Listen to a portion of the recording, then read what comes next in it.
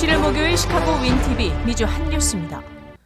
미 행정부는 인재 영입을 확대하기 위해 졸업 후 3년간 일할 수 있는 스템 전공 분야를 22개 추가하고 교환연수 J1 비자의 취업기간도 3년으로 2배 늘리는 정책을 시행한 것으로 알려졌습니다.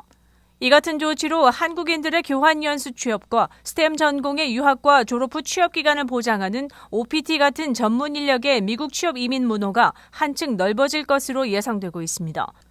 한국인들은 팬데믹 직전인 2019년에는 14,500명, 팬데믹 직후인 2020년에는 7,650명이 J1 비자로 미국에 와서 대부분은 연수하며 일해 돈을 벌 수 있었습니다. 이번에 현행 1년 6개월인 J1 비자 기간이 3년으로 늘어 비자에 대한 걱정을 덜어줄 것으로 알려졌습니다. 또한 졸업 후 3년의 취업 기간을 보장하는 스템 분야 전공 90개가 112개로 22개 늘었습니다.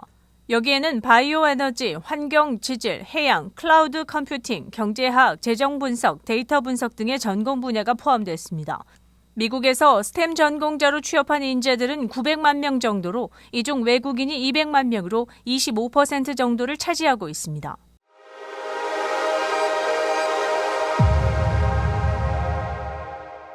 미 상무부는 27일 지난해 4분기 미국 국내 총생산이 전기 대비 연율 6.9% 증가했다고 밝혔습니다. 이는 로이터가 집계한 전문가 기대치 5.5%를 크게 웃도는 결과라고 알려졌습니다. 2021년 전체 성장률은 5.7%로 1984년 이후 가장 강력한 성장세를 기록했습니다. 앞서 지난 2020년 미국 경제는 코로나19 팬데믹의 여파로 74년간 가장 저조한 마이너스 3.4%의 성장률을 기록한 바 있습니다. 팬데믹 이전에 미국의 평균 경제 성장률은 2에서 2.5%를 나타내왔습니다. 지난해 미국 경제는 연방정부의 대규모 경기 부양책과 연방준비제도의 초저금리, 그리고 양적 완화로 지지된 것으로 알려졌으나 11월 오미크론의 확산으로 인해 그 성장세가 꺾였다고 알려졌습니다. 미국의 경제활동에서 거의 70%를 차지하는 소비자 지출은 4분기 중 3.3% 증가했으며 주택을 제외한 기업 투자는 4분기 중 1.3% 늘었으며 정부 지출은 2.9% 감소했습니다. 같은 기간 수출은 24.5%, 수입은 17.5% 각각 증가했습니다.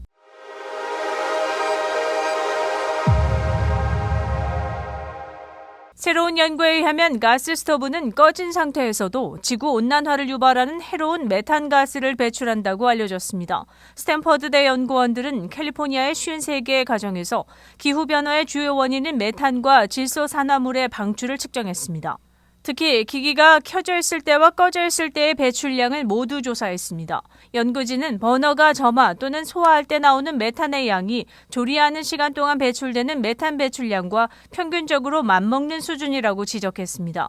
특히 불이 꺼진 상태에서도 미세하지만 상당량의 메탄이 발생한다는 점에서 가스 설비와 가정용 가스관 연결부에서 배출량을 제대로 측정해야 한다는 것을 의미한다고 연구진은 강조했습니다.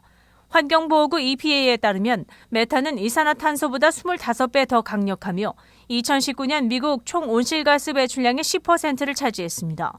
메탄가스 또한 스모그의 주성분이며 천식과 같은 질병을 유발할 수 있는 오존이라는 오염물질의 양을 증가시킬 수 있습니다. 질소산화물은 미국 온실가스 배출량의 7%를 차지하며 이산화탄소보다 300배 더 강력합니다. 가스기기의 인체 유해성과 메탄의 온실효과 영향을 고려해 지난달 뉴욕시에서는 2024년까지 새로 지어지는 주택의 주방기기 전기화를 의무화하는 법안이 통과됐습니다.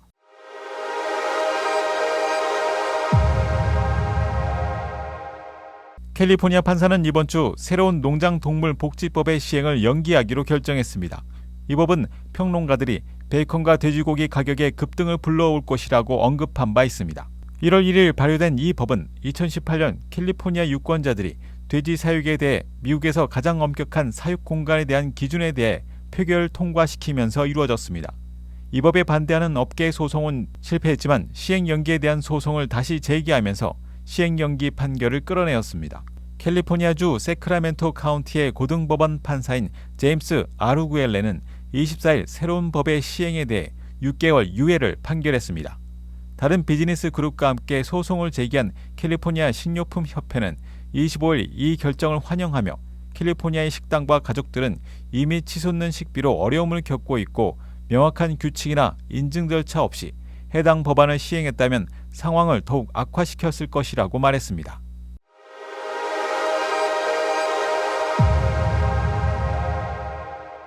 스노보드 하프파이프 금메달 영순위로 주목받는 클로이 김이 시사주간지 타임즈 표지 모델로 등장했습니다.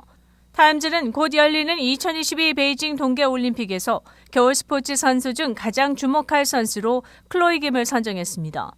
클로이 김은 과제였던 올림픽 금메달을 평창에서 잃었지만 이후 짓누르는 압박과 부담감으로 인해 부모님 댁 쓰레기통에 금메달을 버렸다고 털어놨습니다.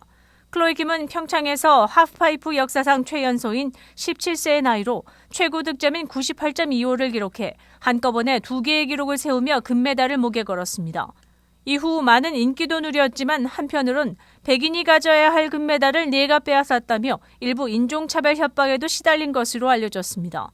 심적 부담과 부상으로 2년간 휴식 후 지난해 컴백한 그녀는 곧 정상급 경기력을 회복해 곧바로 2년 연속 세계 선수권을 제패했습니다. 그녀는 베이징에서 새로운 기술을 선보일 것이라며 기대심을 불러일으켰습니다.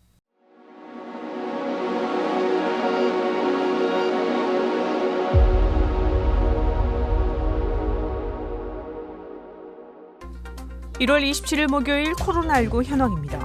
미 전 지역 신규 확진 54만 859명, 신규 사망자 수는 3,169명이며 백신 완전 접종률은 63.8%를 나타냈습니다.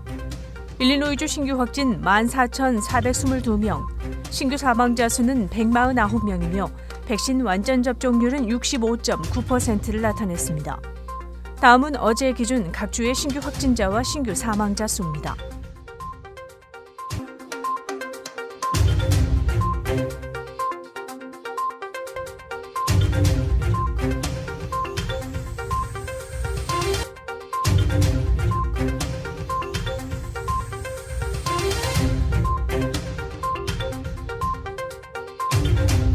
다음은 각 주의 백신 완전 접종 비율 상황입니다.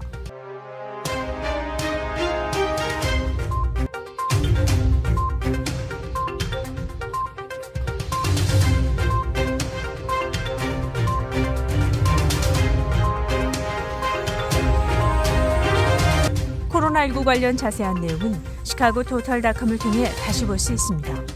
윈TV 채널 24.5와 MCTV 채널 24.6 방송은 안테나를 이용한 공중파 방송을 통해 시청할 수 있습니다. 코로나19 비상시국 뉴스24에서는 여러분의 제보를 기다립니다. 제보 전화 847-290-8282번입니다.